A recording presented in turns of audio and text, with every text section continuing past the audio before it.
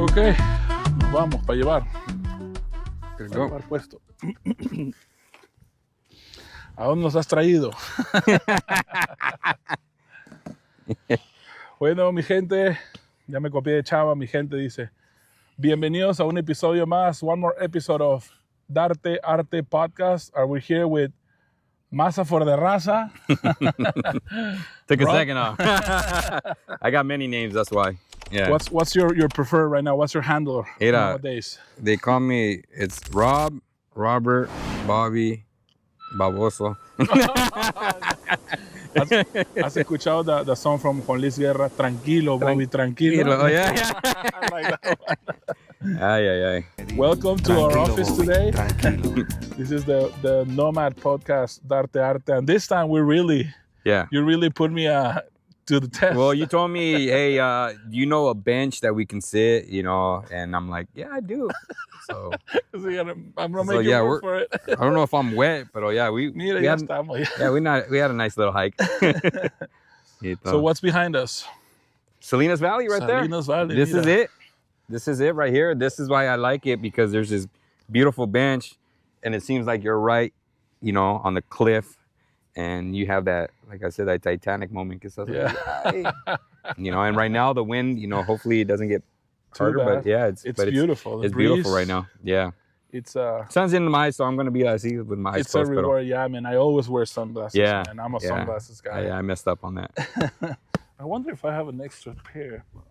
Probably don't. That's okay. No. Sorry. It's all right.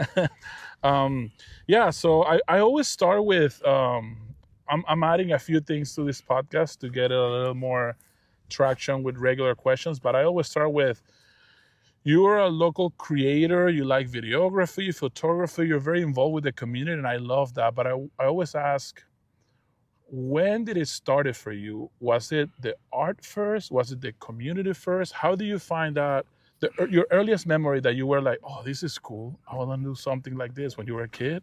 So I've done interviews before, and I love doing interviews. I don't, but I do. Okay. The only reason why is because it's a moment that it's almost a reflection, and because I just do because I do, Right. But you start realizing why you do it, and one of the things I can say is it's not the creation; it's really community service. Yeah, I realized more and more that I grew up with a family that we've volunteered, I guess. We've helped out, coming from, where my grandma and grandpa, they worked in the fields, and they helped out, giving clothes, and, my tia followed that tradition. And I remember, going with her to Tijuana, giving out clothes and food and all this. So, and then later on, I got suckered into, joining a nonprofit for the person could get a pin on his member. And I first was just like, oh no, this is not for me. But I said, let me, they're doing community service, they're helping out. I got time, and from there I started learning how, like nonprofits and all these things start going, and knowing that aspect. But at the end, it was just simply community. It was just that helping out was the thing. And when do you start like documenting stuff? Was that a different documenting, like for the Masa and all that? Well, yeah. I've always, I've always explored a lot of things. I did a little bit of DJ. Okay. I've done,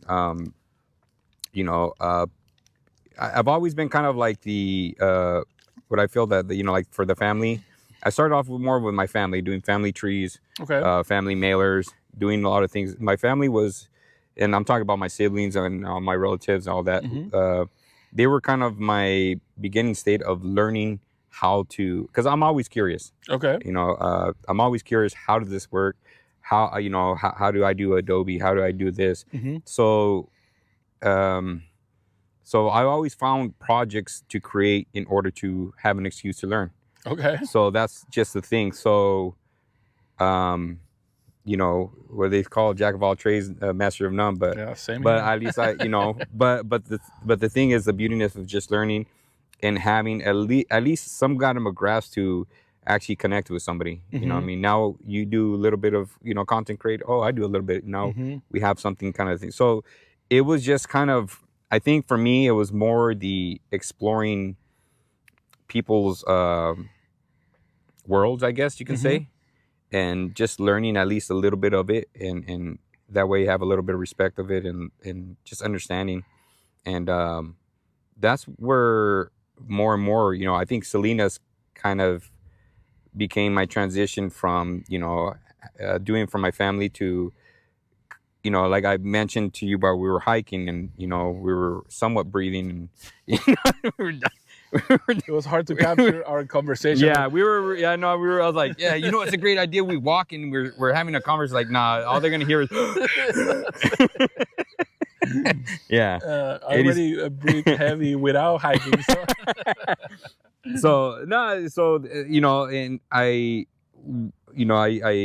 was San Jose, Greenfield, went back to, moved to Salinas for a little bit, then moved to San Jose. And then when I came and made Salinas my official home, that's when I realized there's volunteer stuff, I guess you could say, and stuff to share. I, did the bike, like little bike parties. I did a little bit of bike polos, and the whole thing was just creating a medium to bring people together, to connect. Yeah, that's all. So when you were in high school or middle school, any interest for arts or television or videos, or not at all? I think more I think more like video. Yeah, video. Okay. Yeah, I remember. I think one of the big ones that I remember that when I started building interest was when I did a thing. Matter of fact, last week we went to go visit my brother that works at the winery up in Napa, but he was up in Soledad at the time. This was decades ago, and I had the camcorder and I did a little documentary recording because he worked at Kendall Jackson in Soledad, and my dad worked at they had several different names up in Gonzales. I think it was called Blackstone at the time. So it was kind of like winery. Yeah, it was a wine thing. It was how they do the process. Okay. So the editing and putting it all together and putting all that caught my attention big time. So I think that was kind of, I want to say that was the beginning. Do you remember the program, what we were using at all, or no? Oh my gosh.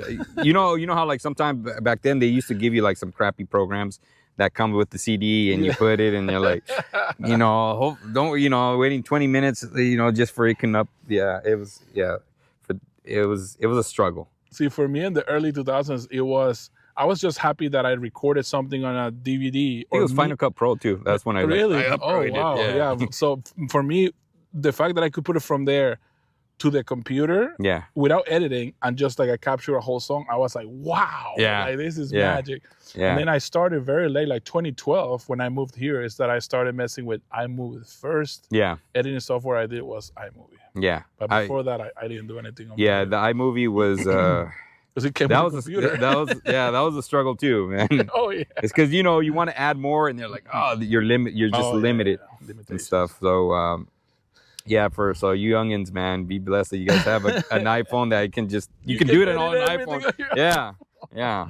With free apps. Yeah, sometimes people probably think that like I'm in an office editing, doing all this. Like, no, I'm in bed. I'm doing this. I'm just like, okay. Yeah. I got it. That's what I'm in love with CapCut. I mean, the CapCut sponsor me, but but it's just great, man. Yeah. I do have the means to do Adobe Premiere from work, but I don't know it that well. So CapCut, and I throw it from my phone to my computer to my phone, and then that's it. I think if you're doing like short films and all that, you have to then invest on your time and effort to start doing like the bigger programs. Final Cut. Premiere, I think DaVinci is one of them that are coming up too. Colorization, they're saying. And I've tried it. I played with it, and I respect who knows it because I don't.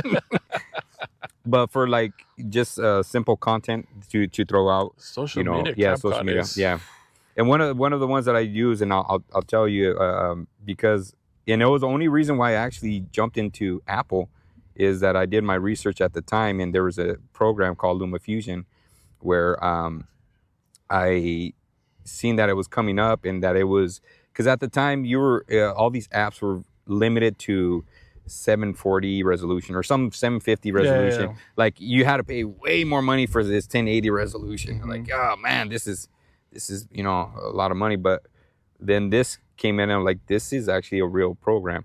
So I bought an iPhone, iPad. I did my editing there because I knew with my line of work, I have to do it. I can't bring a laptop. I literally have to just when on the fly. Yeah, and everything's on the fly. So I knew that it was. What year did this start? When you're like iPhone? I want to say actually 2018. Okay. Yeah, 2018 is when I just jumped on that. What drove you? I mean, we've talked about community, but what was the last step where you're like, you know what, I'm gonna start making videos about people and sharing? I was already vested. I think 2015 is when I first started really doing like podcasts. Okay. This is no video, only audio. It was all audio, okay. And and I think that's when it was just slowly trying to like, okay, everyone's doing the podcast, audio podcast, but it's always like once you're kind of in it, you start seeing where it's starting to head. You know what I mean? You kind of get a little bit of almost a heads up because then you're nerding out on what's the new products, what's coming up, what's this and that. And I was like, video is going to be the next thing. Video is going to be the entertainment that's going to come. And then 2020 came and it's just like, the audio, it's still, people still listening to audio. Don't get me wrong. But you seen that it skyrocketed when the videos came in and, everybody wanted like this, like interviews, see. And I think it was just because people want to see a connection, like they just want to see a human being because we're stuck at the helm, man. During those times and stuff. So, so it worked out, 2018, I already started doing, my little editings, and once 2020 come, I was already kind of prepared to, do, and a couple of friends of mine, we've gathered together. We try to learn how to, use OBS and, at that time, Instagram and Facebook were still kind of behind, and we were finding ways to have double, 2 screens, like, like now the split screens and all that. We were jumping on and learning all that. Even before Zoom, like right after the pandemic, they were doing, what is that other one that died? Skype. Yeah. It's like they lost it so badly. They missed an opportunity. Speaking of marketing, they messed up. Yeah. And then Zoom became the thing. Yeah, it's crazy the tools that we have right now. But I always try to reflect that then older generations, right? Somebody who's 50 or 60 will be like, I was editing cutting film. Yeah. So it's always the next thing and the next thing and the next thing. Yeah, literally film. Yeah. So Masa, is that still a thing that you're going for? How to start it? What year? Masa, it evolved. Like I said, we started as a podcast, and it was just trying out different foods. I think everybody, when they want to start, they do foods because it's the easiest thing. It's the one of the biggest things that people can connect and stuff. So, and for me, I'm always been from the get go, always local, supporting locals. So it was just going around locals, spots, and and I listen back to some of these episodes, and I'm like, man, all you hear is just us eating. Like, oh yeah, this is great, this is delicious. With me and my buddy Edwin and everything at the time, and then work and things happen, and I realized like I want to do more because I've got to know more. I think what it is I realized is I tapped into ACFA at the time, the arts. It was here in Salinas. What is that called? Alisal Center for the Fine Arts or something like that. I love that stuff. Yeah. So at that time. So this is 2020? This was no. This was like 2017. Okay. 2016, probably 2017. And a lot of artists that you see now like have evolved. They performed there and all that, and so I got to see a lot of. That's where I was kind of introduced with the art of the community, and it was great. It was awesome people, and till this day, I still see them, and it's beautiful to see them grow, to flourish. the one that pops in my head right away is Flaco. Flaco, yeah. Flaco, he I think he actually teaches classes there. I'm not sure, but I remember him performing, and I low key I got some recordings and stuff, but I definitely won't release. But of him practicing on certain. When he was Dub Dog or before Dub Dog? There was after actually Dub Dog. Well, you know what? There was for him it was a Dread Eye Nights, but okay, so Dub Dog is before that. And stuff. Oh, I met him when he did Dub Dog. Oh, snap! He's the first person I met when I moved to the peninsula for music. Nice. Through Craigslist. Yeah. I met him, and our styles didn't mesh too good, but I went and did a practice back in 2012, 2013. He was still in high school, and he was in a garage practice studio. Yeah. I bought it, I got his CD, and I still listen to it. He doesn't like it that much anymore, but I do. And then I know he migrated to Dread Eye Nights. Yeah. And then I ran into him at MPC too. He was taking some class at MPC, so we took a film class together. Oh, nice. Back in 2014, I moved here 2012, but he's one of the first musicians I met. He's shout out. I mean, very dedicated, and I'll never forget. I have always shared this story that, when I was on my downs and outs, I was living at my parents at that time, and he was 2 houses down, and hearing him practice and like, what the hell's going on? Like, this is like hearing this variety of music, like really kind of uplift me. So yeah, shout out to you on that one, man. So I appreciate that. But other than that, I mean, like it's just, that's how it started evolving. And I wanted to kind of highlight more because, coming kind of, not really like fully grown here, stepping out and coming here and then but partially, well, like so like understanding Salinas, but not having like how we were mentioning like having old connections that that you want to avoid or whatever. Like I came in with a perspective. I feel that like there's really awesome people, and I don't think they realize their potentials and how awesome they are. And I really, really did feel that at the time. So that's where Masa, this is my defibrillator, by the way, just in case my heart stops. Oh, no. You got to teach me how to do it, bro. Let me make sure this is recording. Yeah. The sun is here. There you go. I see it right there. All right. Foggy there. Oh, okay. A little bit of humidity, the sun. The sun will mess up with your stuff. Like if you have your iPhone facing up. Oh yeah. The sun will cook it. Yeah. Oh yeah. Yeah. So Masa started around what year you think? I say 2017. 2017. It was actually the first recording was at a street low. I just happened to said screw it. I paid to get a booth. And we were right. What is that? I've never heard of Street Low is basically a car show. Oh, a car show. Yeah, okay. It's it used to. It was kind of like a car show that's kind of kicked off all the lowrider. Nice. Like for this area. So I've seen it evolve. Yeah, crazy. So it usually happens like in March, or is it March or May? I think March. But anyways, yeah, I remember we just had a couple of things, and we invited Salinas Underground podcast. Because he's the one that... Were they already a podcast? They were already a podcast. Okay. And I used to listen to them. We used to go to XL at the time when they had a different owner. And all the podcasters used to do it there. Yeah, okay. There used to be a section where all the podcasters used to chill. And I remember one time Oz was saying, hey, if anybody wants to do a podcast, I'm like, screw it, let's do it. So we did our little thing and then evolved to the Masa. And that's when at that time, I already was invested on the podcast. And I was like, I'm going to revamp it, do a Masa for the Raza. Did it on Street Low. And it was cool. We had Too Short right there. We were just like, yeah. Or, awesome. What was your equipment back then? Back then, it was... iPhone and it was a Zoom, which till this day, it still works. Yeah. It's a Zoom and the mics. They're so there was no video component yet? No video component yet. Oh, okay. Yeah. And then that's why it started building the interest. And that's why in 2018, I'm like, okay, I can do it with an iPad.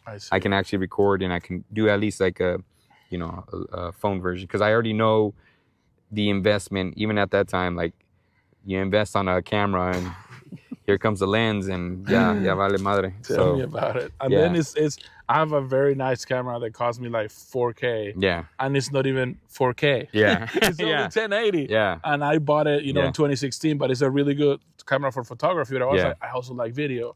Yeah. And I talked to my teacher before I made that investment. I was like, this is the best right now. Yeah. I bought it, and next year everything is 4K. My camera's not. Yeah. It's like, it's crazy, That was the hard thought of just like, I feel like it's going at that time with the because the iPhone and everything was advancement and everything was upgrading. I almost just felt that it was just coming. Mm-hmm. And I wanted to just kind of get a start. And at the time there was already programs.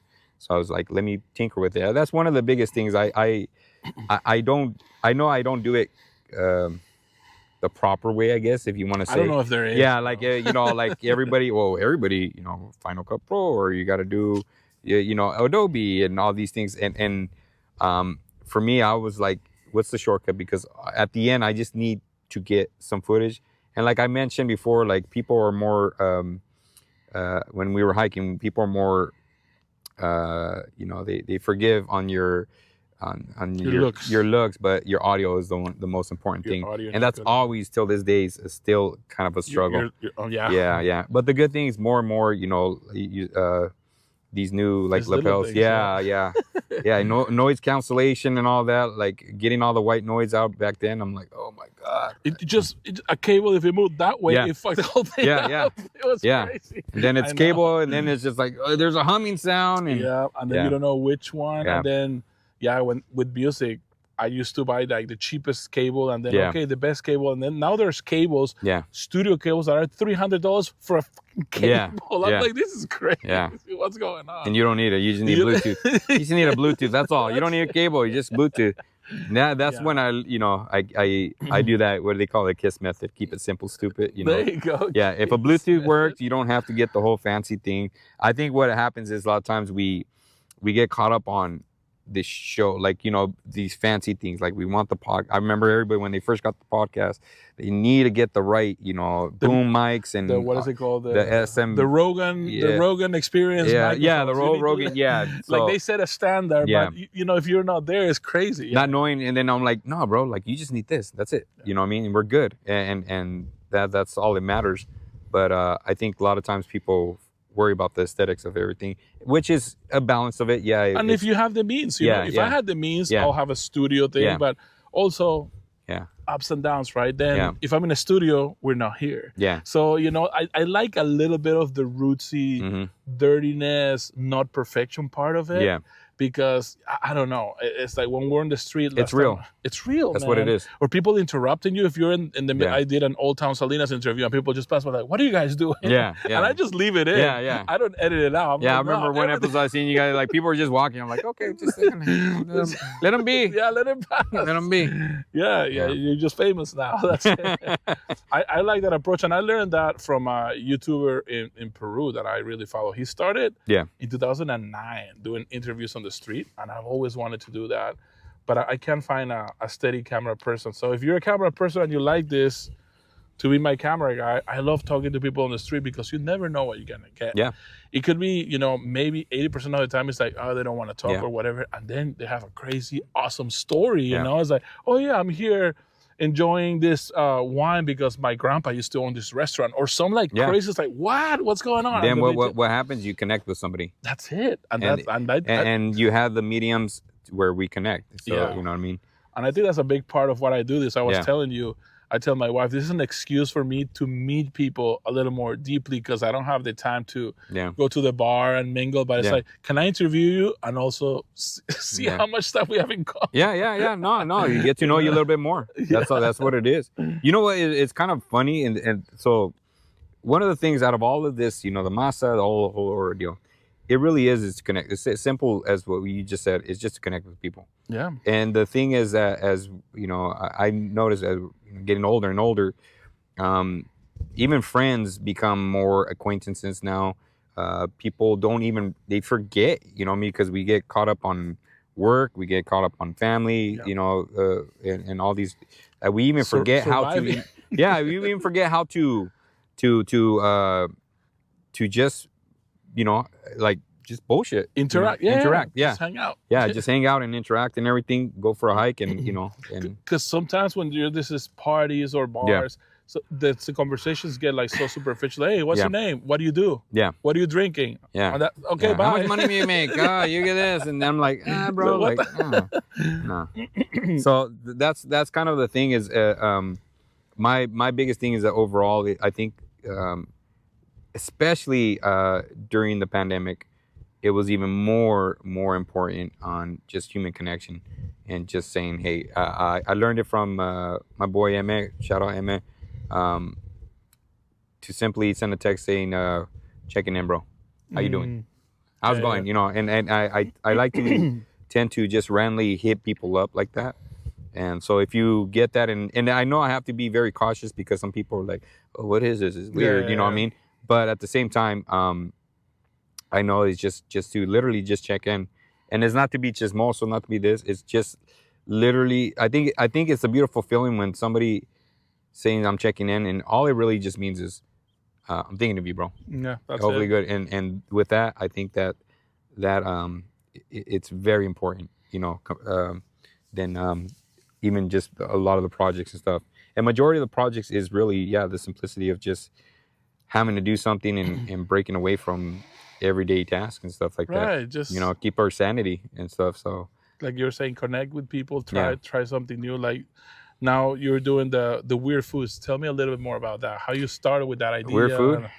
Just one of those projects that it just came. When did it start? It's recent, right? So... Yeah. I just started, and it's just a project. I have to say it's a project because unfortunately, you do have to come up with funds and stuff like that. Mm-hmm. But the thing is, I think it's just beautiful to even just have somewhat of an experience. You came out on it. Yeah. I don't know what you thought about it, but it's just the food was bad, but but the experience was cool. The studio was beautiful. I don't know, man. I there was one. I ain't gonna lie, Loki. You like the tuna with with ice cream, vanilla ice cream. Yup, I still do.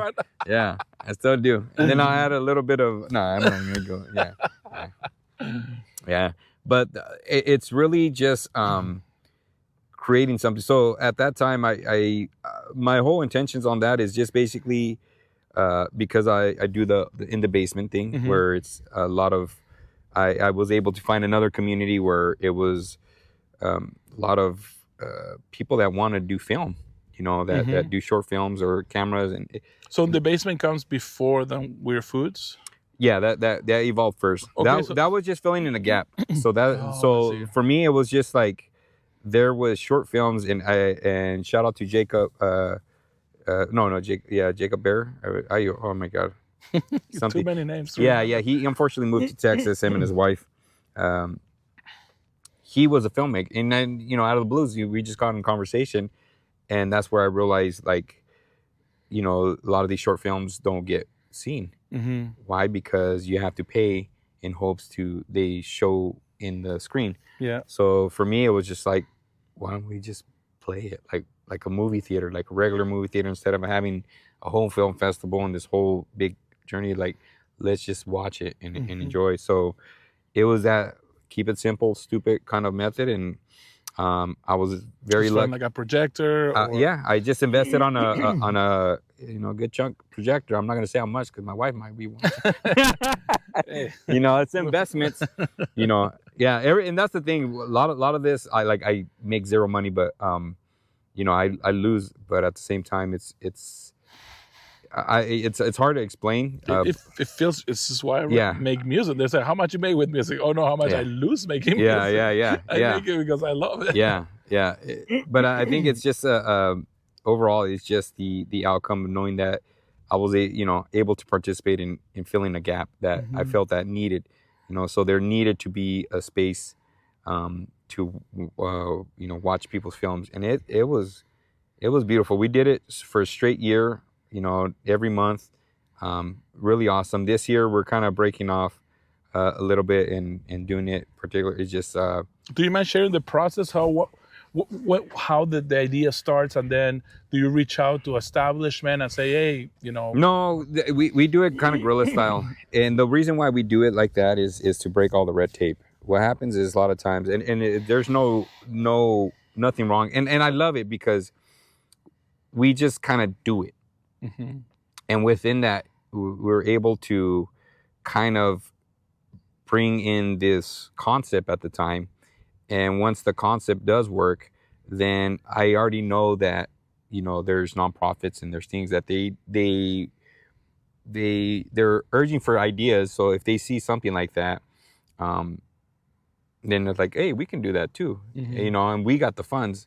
So I almost kind of do it in that sense that hopefully nonprofit or anything that can pick up and do something else, get inspired, and yeah, sure enough, and it's really the opposite, because some people like, oh no, look at he's copycatting me, they're doing their thing now. Like no, to me it's the opposite. It's like I'm purposely doing this in hopes that it's like, hey, check it out. Like we kind of we're testing out this concept to show that it can be done in a sense, or it's just something that never really dawned. Yeah, just trying it out. Yeah, trying it out. So so there has been a couple of projects that evolved from that, and I think the really awesome thing, it was just the fact that there was this community that never knew that really existed. They all came and watched the movies, and it was mingling and everything.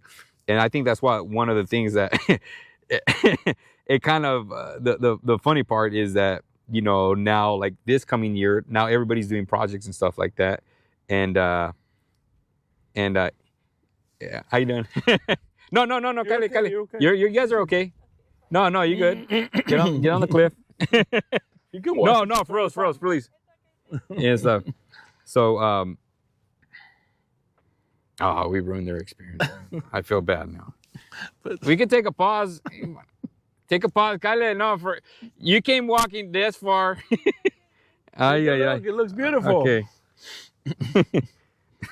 Let's take it. But yeah, it's just beautiful because many of them have been connected and they've worked together, and now they're doing projects. So a lot of them they can't come because they're doing projects. Right. What I mean? Now they're busy, so it's just like, okay, cool. But they connected. There was a ground. So I think that's where a lot of people don't realize, like, that's the reward in a sense. And what I tell people, sometimes you guys work together, collaborate. It might not work. Majority of the time, it might not work, but you realize who you can work with and can't work with. Or learn something. Yeah. Learn something, get something out of it. Yeah, man. Yeah, I said, you know what, we don't mesh, but you know what, I learned something out of this and coming out of it. So that's kind of the thing. For me, that's when collabs become such important. Like in the past, I was very set in my ways. It's like, I need to find a guitar player that really likes all the music I make. Yeah. But that's so hard to find. Yeah. But if maybe I make a song that is slightly reggae, and I find a guy who likes reggae, we make one song, and that's a collab, and history is made, and it's done, So I started doing like collabs for a video, collabs for a song, whatever it is, a photo shoot.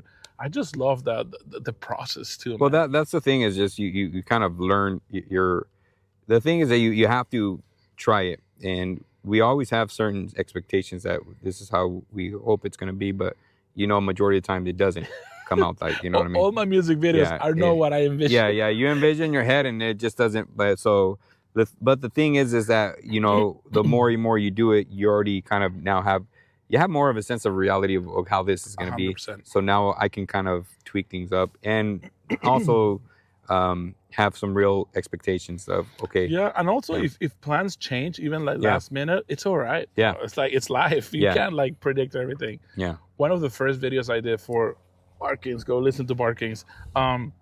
We brought 2 drones, bro, just to get one shot. Both drones did not work that day. So we didn't get that shot. Yeah. And the whole video was in the concept, it's going to start with a drone shot. Yeah. Well, now it doesn't. So what do? Do we cry about it, or do we move forward and finish the project? Move forward and finish the project, I'm still holding on to, for one song, I'm like, there's always another song for another video, so we can like plan for the next one.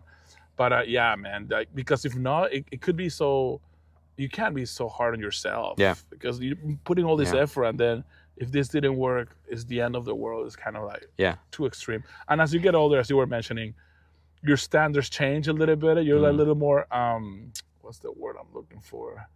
Understanding, but realistic. Yeah. And and you're not as demanding as or as extreme. When you're young, you're like, if it's not this exact thing, I hate it. I do understand if you like put a good chunk of money and there is a certain return too. But you know, like a lot of times, like for me, like we do projects that are zero budget. You know what I mean? So the thing is that having that understanding that we're working, you know, on a zero budget, that there's gonna be, and it's really great because there's a lot of problems that happen, and that's where you start learning. Yeah. You know what I mean? All these things, and working with certain people that, it's very complicated if you do it on a professional level, but it's a very, like you said, you learn something out of it. You know what I mean? I've had some that, you know, they literally call you up and, hey man, I got an idea like right now. Where you at? I'm literally across the street. Like let's do a video, and I got this idea and all this and all that. So my brain was, for some people, like, nah, I'm okay. But sometimes I'm like, you know what? Let's try it. You know what I mean? If it comes out, it comes out. It doesn't. So for me, I took an opportunity, like this pushed me to like think right away, think fast, think all this thing. And not only that, certain, like you said, you have certain expectations, certain things, how to record and how to do all these things, and you realize the certain demographic that they're attracting, or you know, don't even care for that. Yeah. You know what I mean? And it's kind of, it's really great. It's a really beautiful learning experience. So, but like for me, I know my page is a very smorgasbord of everything. But at the end, for me, the most important thing is just really connecting and having that importance of connecting and just seeing what I can fill in, like, literally help. Like, you know, need a microphone. You know, I think that's it. But but the only downfall is, like you mentioned, like I don't know. I have it back. Yeah, like where's who has it? Hey, who has it? Like who has my gimbal? Oh shit. Yeah. Yeah, that's the only thing. Yeah. Yeah. So you have is Masa on break? Is it retired? What how are you feeling about that? Well, for me, I have to be real with myself. It's really the balance. And I do have a daughter going to, you know, she's a senior. So my priorities are more towards my family right now. Of course. You know, but it doesn't stop me because, and they already know, that's actually one of the reasons why I did Masa too, is to bring balance with the family, because I used to, like I said, do nonprofits, do all these things. And in reality, I almost lost my family for that, even though I was doing good stuff, but it was a lesson learned. And so knowing that I have the open to basically, like, look at right now, you know, I have free time, you know, so let's do it. So it's that openness, that free time that I can do projects. So when I can, within those free times, I'm always going to be doing something, you know what I mean? But really the only thing I know is that I cannot, not fully commit to, you know, certain projects or a something specific like that. project. Yeah. So Masa is just something that loosely I can just showcase, literally just show people. If you see some of my lives, they're just horrible, but my whole purpose, that's why I said my whole purpose is just, you get an inside look. You know, if you ever notice, sometimes I'll go to events before they even start, and what it is just to see, The you know what I mean? setup, Yeah, because, you know, I know for somebody like, that like, oh man, I'm gonna wake up and am I gonna go, like, how is it gonna be, like, am I gonna waste my money and all these things? So it's like, all right, this is how it works, you know. So or, you know, I'll just kind of give it a little glance, and it's great because people are like, hey man, like, yeah, the funny part is, like, I take videos and then I bounce to something else, and then they're like, hey, where are you, man? I was looking at your live. Move to the next thing. Yeah, move to the next thing. Like, damn, bro, you're on the run. Yeah. But that, and then but yeah, just a little bit of committing to the Masa, a little bit committing to the basement, and then the weird foods. The weird foods is kind of a little bit on a hold, only because I was hoping that, like I mentioned, hope you get a grant and everything. That didn't go through, and that one it was more in hopes that be fair in compensating, because that's one of the biggest hardest things right now for anything that, like, you know, people that are trying to do this as a career, how they can get compensated, you know. So at least if I can at least give them something. And right now, because I have a daughter in college, like, I had to be real with myself. I said I can't come out of pocket anymore. So that's real. Yeah. There, so but I do got a little bit. It was great because some people found out I didn't get sponsored, so some people actually was generous to give me some sponsor money, you know, something just to continue doing whatever. So I do got some projects going on, and but anything you want to share? You don't have to. Fingers crossed. We're gonna watch some movies in the Maya Cinema. Nice. That's one of them. As a matter of fact, before I got here, I just got off the phone, and we're doing that. So hopefully in November we have something going on. That's awesome. You know what I mean? And that's the thing, is beautiful to see a local film on a big screen. Yeah. You know what I mean? Have you talked to there's a guy trying to do something at the PG Lighthouse Cinemas. PG. Yeah, I do highlight them on my on the In the Basement. Nice. But I haven't formally, like, introduced and stuff.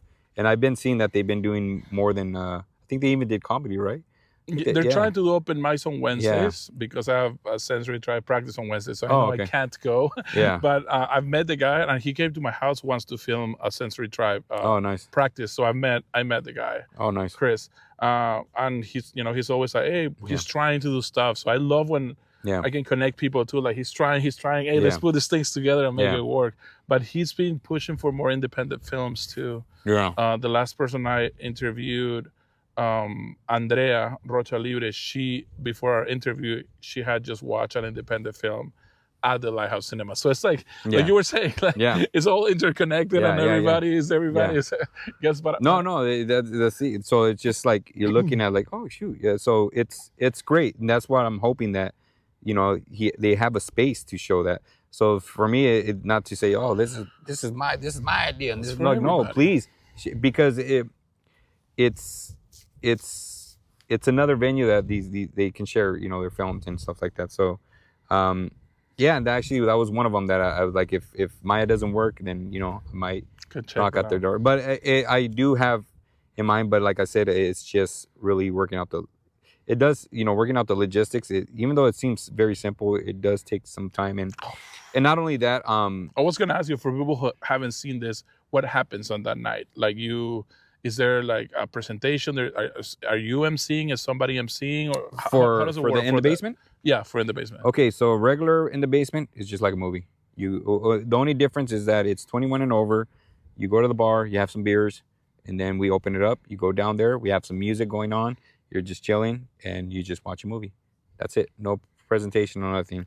Okay. Then we started realizing we like some of these productions, because there's actually became productions now. Yeah. And they need funds for their next one.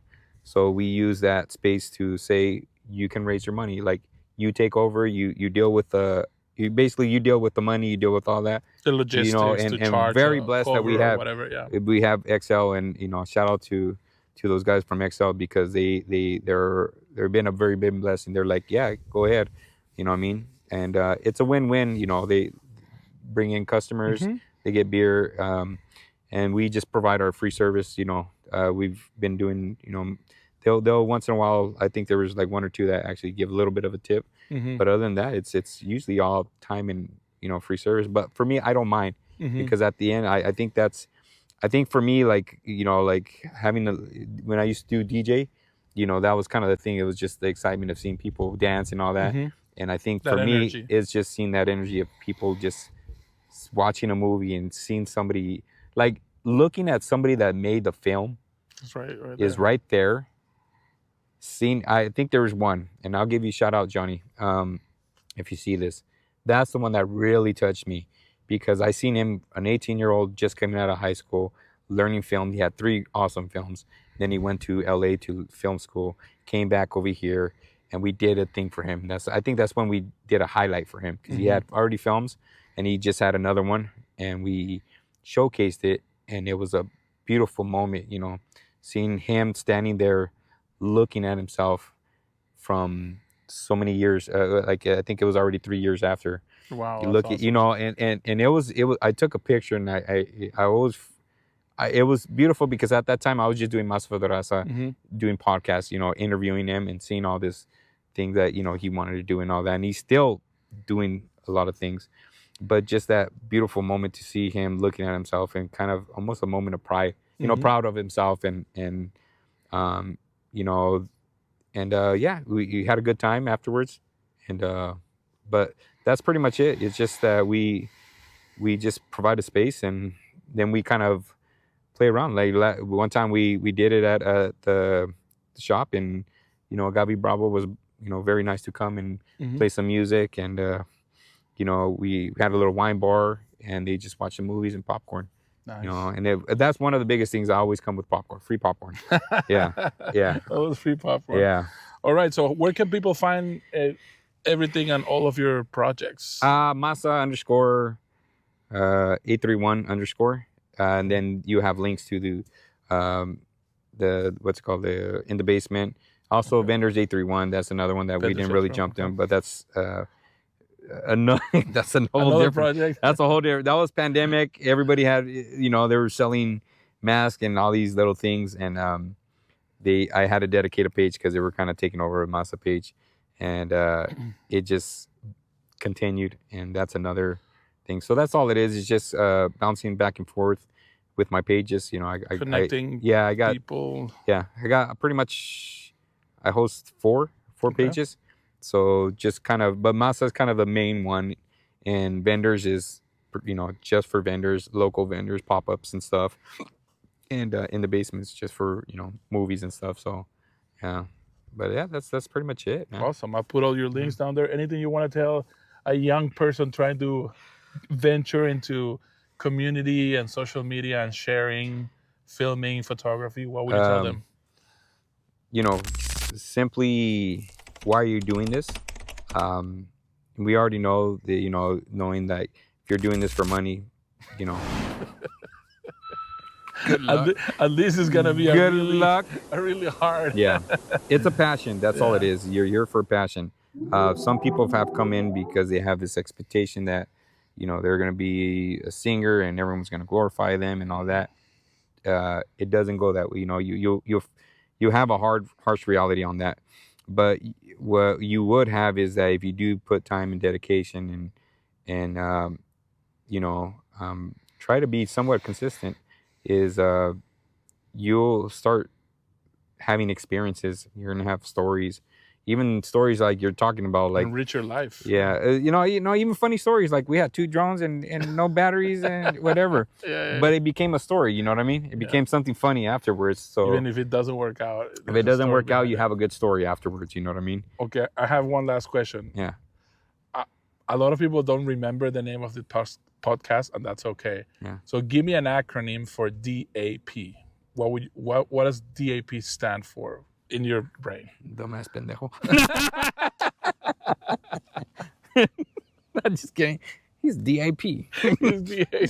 D.A.P. man. Dumbass pendejo. All right, thank you, Masa. You made me work for this episode. We're here in now we gotta go down before it gets dark, man. Yeah. Shoot. Thanks again. So, okay, see you, mi gente. Thank you for watching Darte Arte Podcast. All right. Adios. Let's go back down. All right.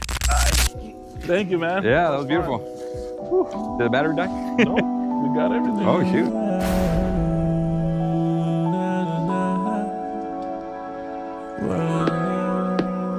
Transgiversando, volando, que son usadas en la actualidad. Decidí formar acertijos turbios que distraen tu realidad. Inspirado en alta y baja frecuencia que no pretende.